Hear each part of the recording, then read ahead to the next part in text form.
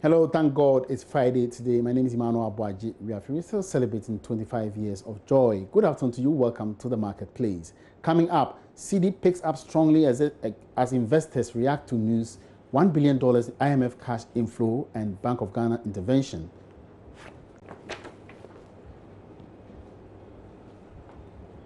Organization of Petroleum Exporting Countries, OPEC, donates $1 billion to help support developing countries in their fight against COVID-19. Plus, private sector continue to respond to government's call to support fight against COVID-19 by donating in cash and in kind.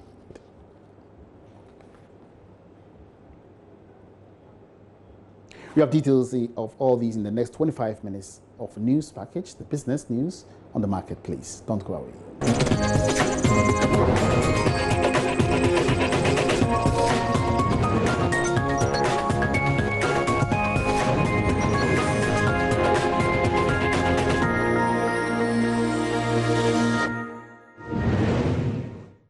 Thanks for making a date. My name is Aboagye-Wiafe. Now, the NPA is yet to remove the cylinder recirculation margin from the LPG price build-up. Vice Chairman of the LPG Marketers Association of Ghana, Gabriel Kumi, lauded government for withdrawing the cylinder recirculation levy introduced by the NPA on liquefied petroleum gas. The levy, which took effect from the 1st of April, added 13.5 pesos on the price of each kilogram of LPG. Mr. Kumi spoke with Joy Business after donating 60,000 cedis to the COVID-19 fund in Accra. There's more in this report. The National Petroleum Authority, NPA, introduced a new levy on liquefied petroleum gas LPG, which took effect on April 1, 2020. The essence was to help LPG marketing companies to assume full responsibility of the safety and maintenance of cylinders, as well as being liable for any accident involving their branded cylinders when the cylinder recirculation module eventually rolls out. The announcement was met by resentment by some industry players, with the LPG Marketers Association vehemently kicking against it. The Ministry of Energy, John Peter Mewu, announced the withdrawal of the levy during a COVID-19 briefing session in Accra. The LPG, that slight increase in price that you saw in the papers, it has been withdrawn. The policy of the recirculation model, I think, as you are all aware, was a very novel thing introduced by this government. We have not started implementation. So that amount of money which you saw was supposed to be used, to level out the prices. But implementation, there was a bit of error. So it has been withdrawn. And I know the case is in court, but I can assure you that it has been withdrawn. Vice President of the LPG Marketers Association, Gabriel Kumi, was happy with the current situation and praised the NPA for the move. We raised concern and we have been appealing that tax or levy is removed immediately. Fortunately, as we did hear from our sector minister, he has withdrawn the levy that NPA introduced on the 1st of April. We want to take this opportunity to thank the minister and to a large extent to thank the president. And to a very large extent, to thank NPA itself that they've now seen reason to withdraw the tax. The association had earlier donated 60,000 cedis to the COVID-19 fund. The world today, our president has been at the forefront of the fight against COVID-19. We appreciate the decisive military manner with which our president has fought this virus, and we think he deserves our support. So we came in here today with an amount of 60,000 Ghana cedis to donate to the fund to help fight the disease. We will be making subsequent donations. In fact, as I speak now, our members keep contributing to a fund we also set up in our own small way. So as and when monies come into that fund, we will be here again to do subsequent donations. It is expected that LPG prices should drop marginally with the current developments. Now, the Organization of Petroleum Exporting petroleum exporting countries OPEC has, through its Fund for International Development, granted $1 billion to help developing countries cope with COVID-19. The fund will help address socioeconomic challenges the world, mainly developing countries, are facing as a result of the pandemic. Freelance business journalist Kamel Duni Tagba joins us via Skype from Lome, Togo, with more on this gesture. Kamal, you're welcome to the market, please. Yeah, thank you very much for having me today. All right, so tell us more about this particular grant. Okay, the announcement was made by the fund from the OPEC. You know, it's also part of its contribution to support the UN and global countries to address the crisis, the health crisis that the world is facing. And that amount of money will be worked together with international development agencies as well as UN agencies that are working with various developing countries to identify most areas where the money will be needed mostly. All right, so who qualifies for assistance and how can the fund be assessed? Yeah, no country has so far been selected, but it depends on the UN agency to identify the areas where the money will better serve. All right. Now tell us about the situation now in Togo. Yeah, as of now, Togo currently has confirmed 83 cases, and 31 are still being under medical care, whereas the rest have recovered. But we have to also deploy the death of 5 people so far that the crisis has hit Togo. And how is business like, especially in the midst of this curfew? Yeah, unlike Ghana and several other countries around the world, Togo has not imposed any lockdown on the country. Activities are still going on, but it's a little bit slow because, as you know, most foreign countries in the country have pulled out their citizens as well as businesses that are also operating. So some of the businesses controlled by foreigners are operating under the reduced staff.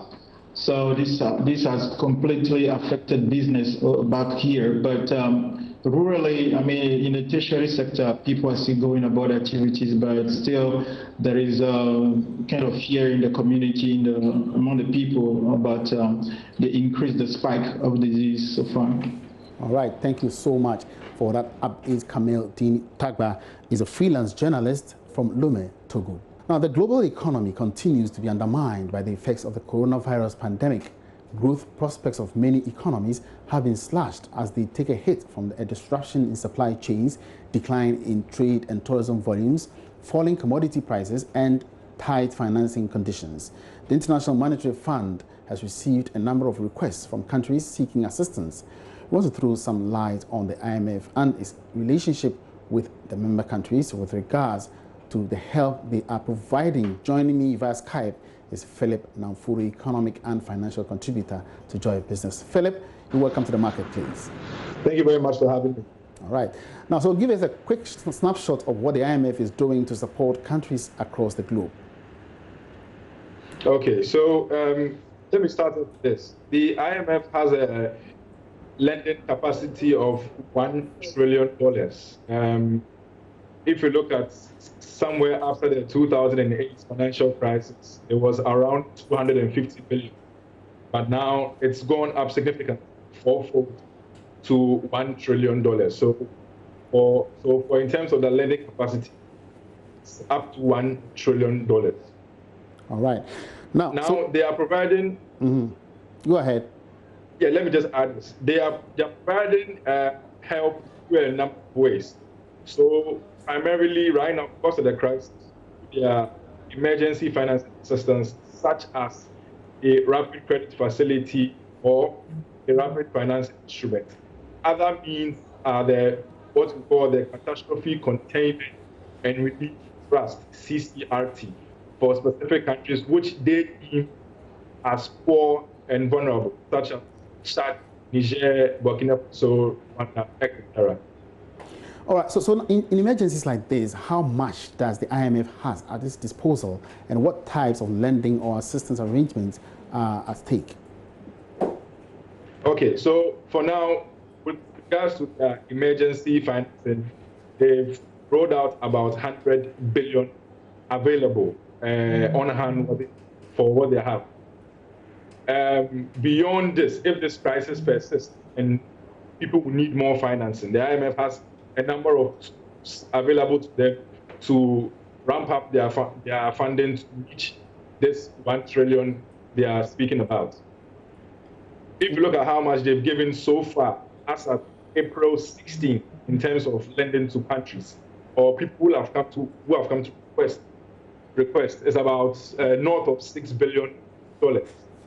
And Africa is doing, Sub-Saharan Africa is doing about $2.5 billion out of that $6 billion. In terms of African countries who have gone to the IMF for help, there are about 22 countries so far, as at April 16, 2020, who have gone for some assistance from the IMF. That's quite enormous. Now, what is Sub-Saharan Africa's picture like now, and how many requests have African governments made so far? Okay, so that's the 20 countries, as at April 16. The IMF managing director mentioned that they've received over a request from 100 different countries, and they expect this peak. She said these are exceptional times which need exceptional action. So we should see more African countries, particularly because of the nature of our economies and the vulnerabilities that we are exposed to. So we should see more of them coming for requests, such as Ghana's, what we went for the rapid credit facility. We should see other countries going for such similar, or the rapid financing instrument, or the catastrophe containment and relief trust, which I mentioned countries like Rwanda, etc., have had access to. What it does is cut out their payments to the IMF. So instead of making your regular repayments to the IMF for previous loans you've taken, the IMF has put a moratorium on that or suspended it. So such countries will have enough on hand to do other activities to fight this COVID-19. All right, many thanks for that update. Philip Ganda Namfuri is our economic and financial contributor. Now, upfield global producers of plant-based spread with iconic brands such as Flora, Rama, and Blue Band have donated products worth 50,000 Ghana cedis to the National COVID-19 Trust Fund in Accra. According to the Regional Marketing Director of West Africa, Francis Afueni, the move was in fulfillment of the President's call for public-private partnerships in fighting the coronavirus pandemic in the country. Here's a report by Philip Ankra. The COVID-19 National Trust Fund was established by President Akufo-Addo on March 27, 2020, to receive donations to help in funding the cost involved in the fight against the novel coronavirus outbreak in Ghana. In an interview after the donation, Regional Marketing Director, West Africa, Francis Afueni, was optimistic the product will go a long way to fulfill their purpose. We are making this donation basically because as Upfield, we're a foods company, actually the world's #1 plant-based foods company, and we also have an outlet in Ghana. And we've been observing from afar the government's efforts at trying to curb the pandemic. One of the major pillars of that is trying to provide for the poor and the needy. As a big foods company, we also thought it wise to contribute our quota to this by supporting the government with some nutritious food items like Blue Band, which is our flagship brand in Ghana that everybody knows about, in the preparation of meals for these vulnerable and homeless people. So basically, it is one of the ways we do business, and it's about ensuring that we have healthier and happier meals for families. And this is one way we think we can contribute and help the government of Ghana towards that. So we have actually made product donations worth over 50,000 Ghana cedis. It's 3 categories of products. One is a fat baking margarine, which is basically going to be used for making bread and other bakery or pastries for these less vulnerable and homeless people. We also have our 250-gram Blue Band, original, which could be used for cooking as well.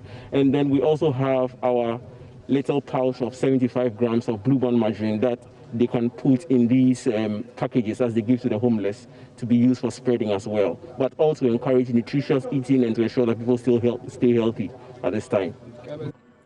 Several other institutions continue to donate towards the fund. And you're still live on the marketplace. The Ghana cedi has started picking up strongly against the dollar just over the last 2 days. This can be attributed to the Bank of Ghana's intervention and news of 1 billion cedis IMF cash hitting the central bank's account. JoyNews has been following up on this and joins us live in the studio with more. Now, George, is this contributing, or to what extent would it contribute to the appreciation of the cedi? Well, there are two things here. I mean, it tells you that sentiments are also driving the reaction of these investors, because they're afraid that because of the coronavirus, things will not be good for the Ghana cedi, and therefore they are taking their monies out, they are getting out of these bonds. We've seen that just over the last 2 days, the cedi stabilizing strongly from 5 Ghana cedis, 87 pesos to about 5 Ghana cedis, 57 pesos. And if this news that the Bank of Ghana's reserve is going to be strong is now, I mean, telling these investors that maybe you might have to hold on, there's no need to rush. It tells you that sentiments were feeding into these reactions of these investors. And therefore, coupled with the Bank of Ghana's intervention in terms of supplying some dollars onto the market, and the fact that you have a strong reserve position right now, maybe you can be assured that going forward, you might see some strong stability for the Ghana cedi compared to the last 3 weeks where we saw it going down significantly. It nearly even hit 6 Ghana cedi a week ago. So it looks like, yes, the news that we are building our strong reserves from the IMF cash that is coming in, that has come in, and also Bank of Ghana has stepped up the intervention to the market in terms of pumping in some adequate dollars to meet the demand from investors. It looks like we can be assured of some stability on the market going forward, and therefore there might be no need to panic, and for those who want to go out there and get more dollars because they are afraid that looking at the way things are going, it will get bad for them. That's some good news for investors then. Now, so what is the latest on our 3-year bond issue? Yes, you're right. So yesterday that bond was closed. That was done through the book building approach, where they went about targeting some significant investors. If you look at the last 2 bonds that we raised, we struggled to raise the required amount of money. So this bond results, everybody was looking for it to see what are going to be the results. They were targeting about 800 million Ghana cedis. They got 849 million Ghana cedis. So it tells you that it looks like investors are now showing some significant interest in our bonds.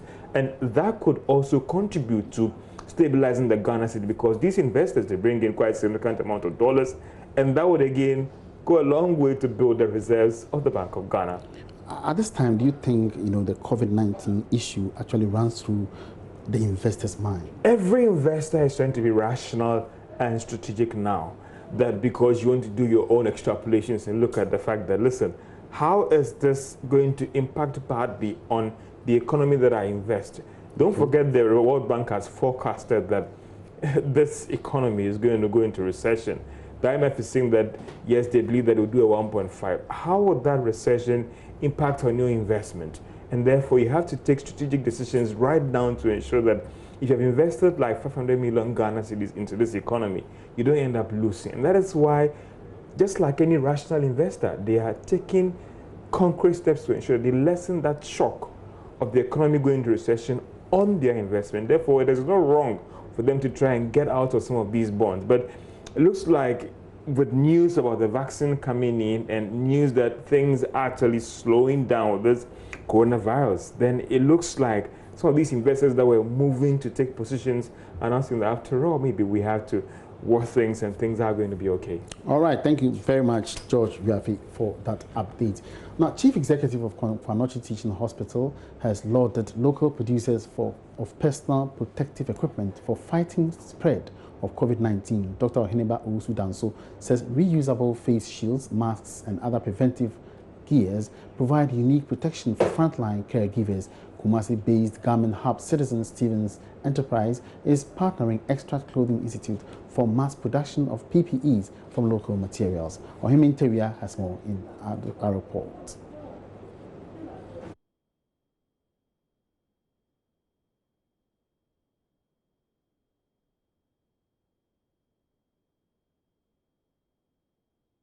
Government's call for local initiatives in producing pharmaceuticals and anti-coronavirus materials is receiving positive response. Beyond the call, some companies have been engaged to produce such items, including personal protective equipment. Citizen Stevens has capacity to produce 2,500 face shields, masks and health gear daily.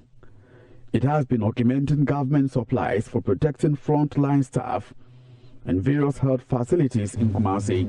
With 2 production centers, the fully Ghanaian-owned entity received orders mainly from politicians and other indigenous persons. We use waterproof materials, just like the surgical mask that we use, as filters. So we sampled a couple of materials and we arrived at the best material. And then we did the test as recommended by the World Health Organization, and we realized that yes, this is the best. And then we agreed to use those materials and as filters. Managers say they are extending the company's clientele to security services and media organizations. Currently, we have some MPs, some ministers who have ordered us to produce these face masks and shields so that they give to their constituents to put on. Komfanochi Teaching Hospital is one of the beneficiaries of the company's ingenuity, having received 50 pieces each of face shields and masks. I am personally enthused by this production because it is locally made, as has been explained by the director of the company. And you can see that, secondly, the items being presented are also reusable. That's also another good plus. And he made me understand that even though the mask is produced from garments, they have in it a filter. Yes, they have in it in a filter that actually also protects the transmission as much as possible. And for me, it's a very good thing that they've done.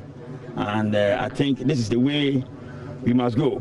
Meanwhile, officials are looking forward to partnership with government to leverage production.